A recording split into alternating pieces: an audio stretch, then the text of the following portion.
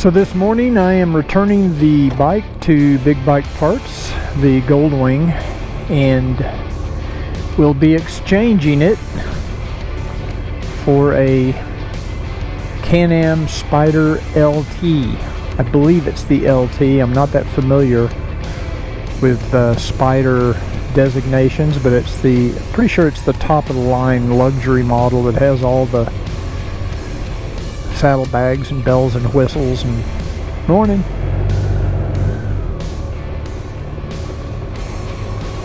Where do you want me to put it? Why don't you stick it by the Africa Twin over there? Okay.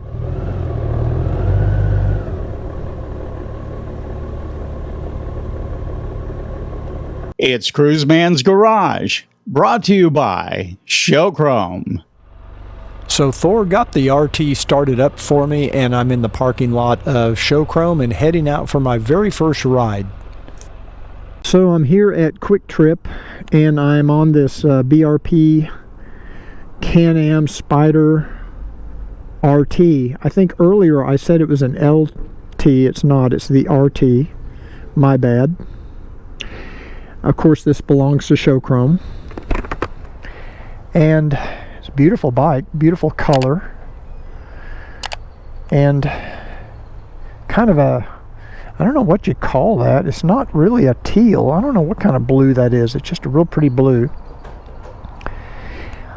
We spent about the better part of 20 minutes trying to figure out how to hook my phone up to the Bluetooth and to this setup. And if you think it's hard to connect your phone to a Goldwing, wait until you try to connect to one of these. It was not fun. I don't know if I would have ever figured that out on my own.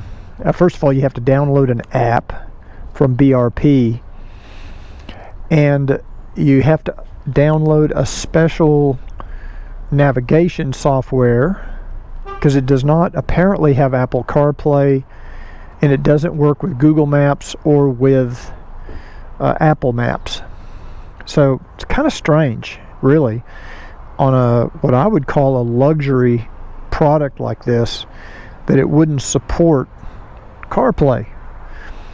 The dash itself is different. It's kind of split into two sections, as you can see, as you saw earlier. Well, I'll show you here in a second. Let me take my gloves off.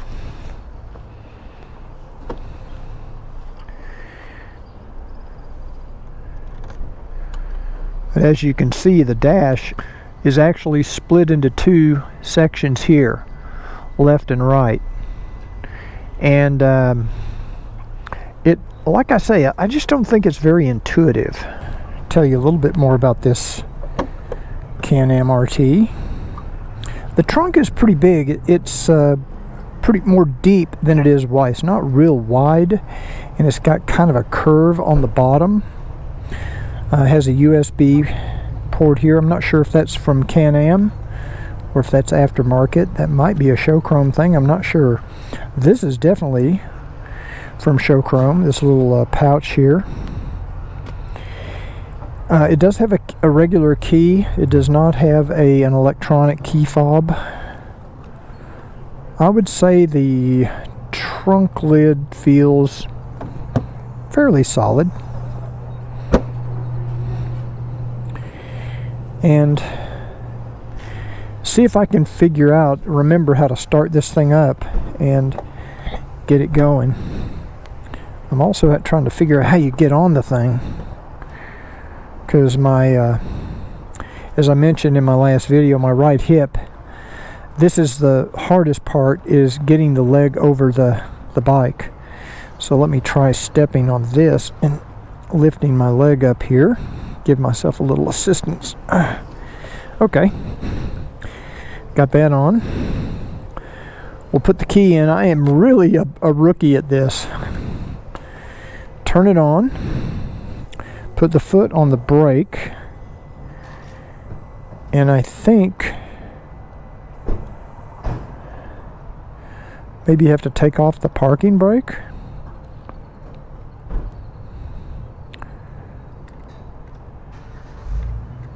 I don't remember how you start the damn thing.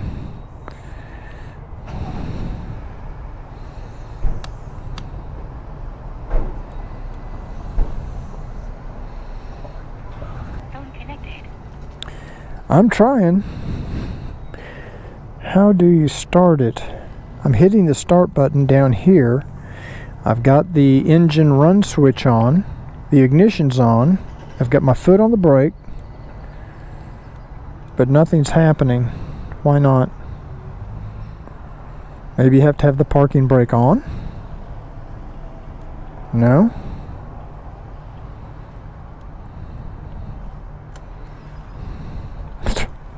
I can't remember how you start it. Is it just me? Am I an idiot?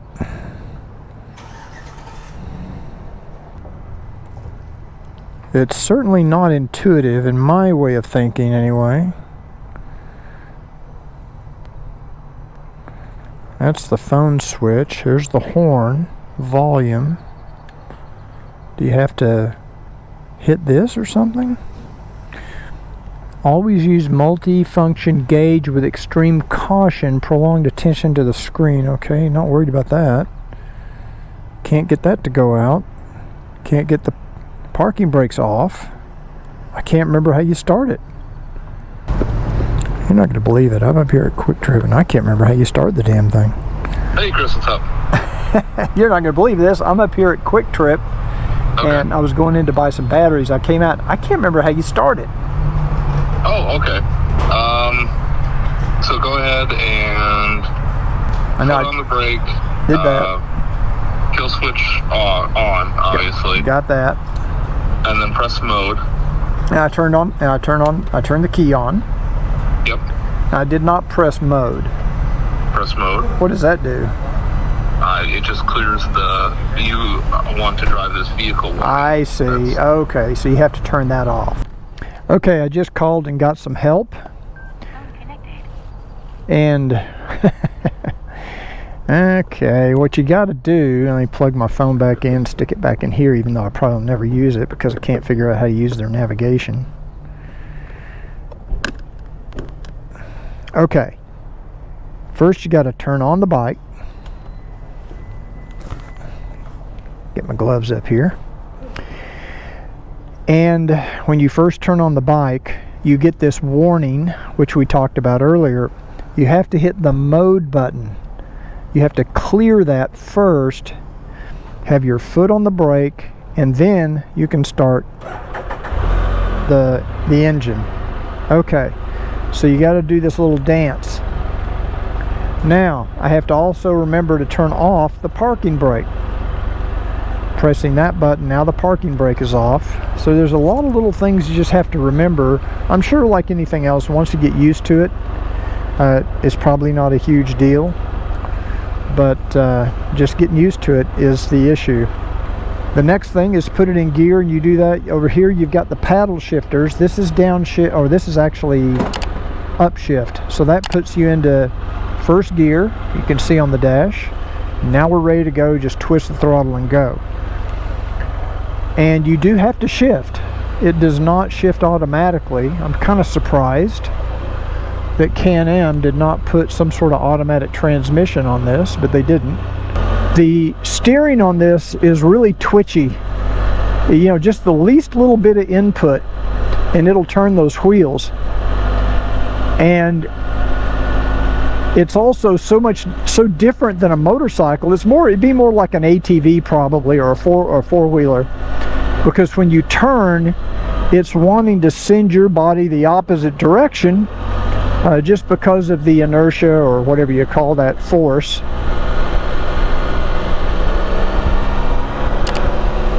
And you have to remember to shift. Like I said, it doesn't shift automatically. So now down here is a dead end. I'm going to see if I can make a U-turn. And then we'll go back the other way. I'm just trying to get used to the steering a little bit before I get out on the highway. Or it has a fairly tight turning radius. Other than that, it feels very smooth. It's soaking up these bumps pretty good. I just have to remember to shift, because I just got off of a DCT Goldwing where you don't have to shift. So, I mean, it's a pretty bike, or I guess you call it a bike or trike. I'm not sure what you call this. And I'm not sure if you forget to downshift, will it kill the engine? I'm not sure. I guess it does. And the other thing it is going to take me some getting used to is there's no brake lever over here on the hand grip, and I wish it had a hand brake, because I'm so used to using the front brakes predominantly on the Goldwing. I'm not used to using this foot brake pedal over here, so that makes it a little bit. One more thing I got to kind of get used to, and you've got to get used to this lean. Now the automatic turn signals do shut off automatically, and we're going to see how this does on the highway. We're going to get on 53 North. I'm going to go back to the hotel and practice a little more with this, but I do want to see how it rides on the highway.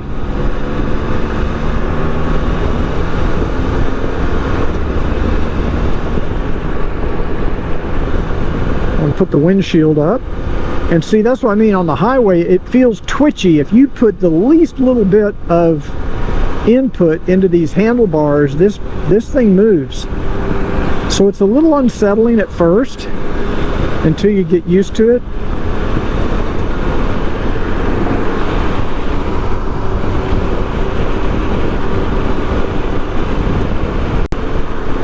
Go ahead and raise that windscreen up as far as it'll go. It does a pretty good job of blocking the wind. I'm going 57 miles an hour right now. I'd say right now my first impression is it's pretty smooth on the highway. It's comfortable. You do sit upright, or I do. It's got these huge footboards or floorboards for your feet, so you got plenty of room to move your feet around to get comfortable, which is nice. I can see the appeal to this. Like anything with three wheels, it's really appeals to those of you that might have bad knees, where you can't support the weight of a motorcycle when you come to a stop. I can see why, or just in general, maybe you like this type of a ride. It's just different. That's all I'm going to say. It's just different. In a future video, I'm going to compare my experience on this Can-Am Spyder RT to the Honda Goldwing DCT. So make sure you watch for that video. So if you enjoyed this video, please give it a thumbs up. That really does help with YouTube. And I'll see you on the next Cruiseman's Can-Am ride.